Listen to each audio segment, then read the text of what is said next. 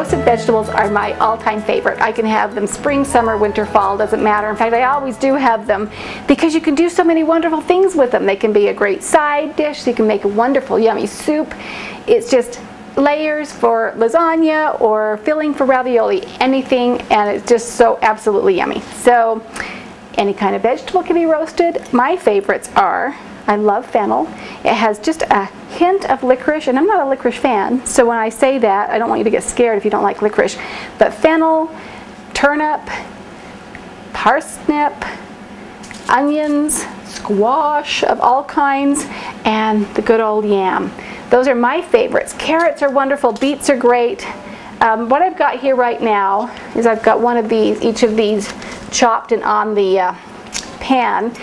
I typically, in fact here's one that's all done, do mine in a nice deep pan, because if I'm roasting vegetables, I roast a lot so that I can throw them in the freezer, or I can make my soups and have company, but I love it, so I cook a lot. And so when I'm stirring them in the oven, they won't spill over, but I'm going to demo it just on this smaller sheet here. So with the fennel, you just cut that big bottom piece off, the big core, and then the top prongs as well come right off.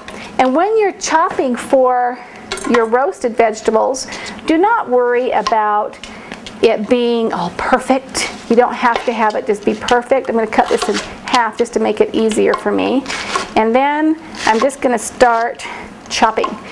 And size and consistency, sure, you want them to be about the same size so they'll all cook about the same, but it really does not matter. So don't spend all day chopping perfectly. I had a friend recently, they came over for dinner first of all, and I made this. They loved it and had to have the recipe.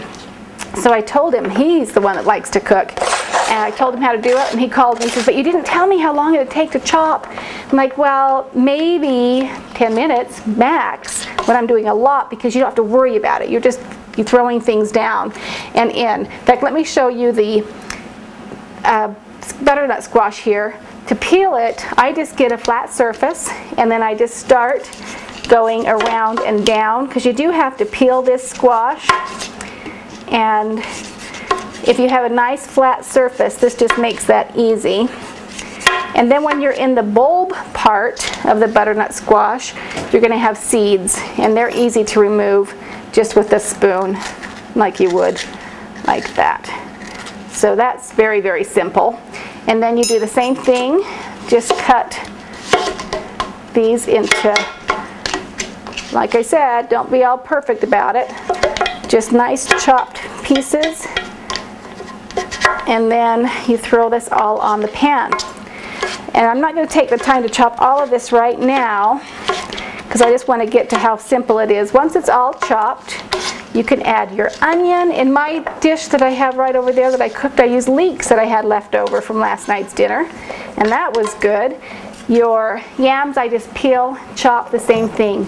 Then, as easy as this, you put on about, depending upon how many vegetables you have, you just want to get your vegetables coated with oil, so you don't want a lot.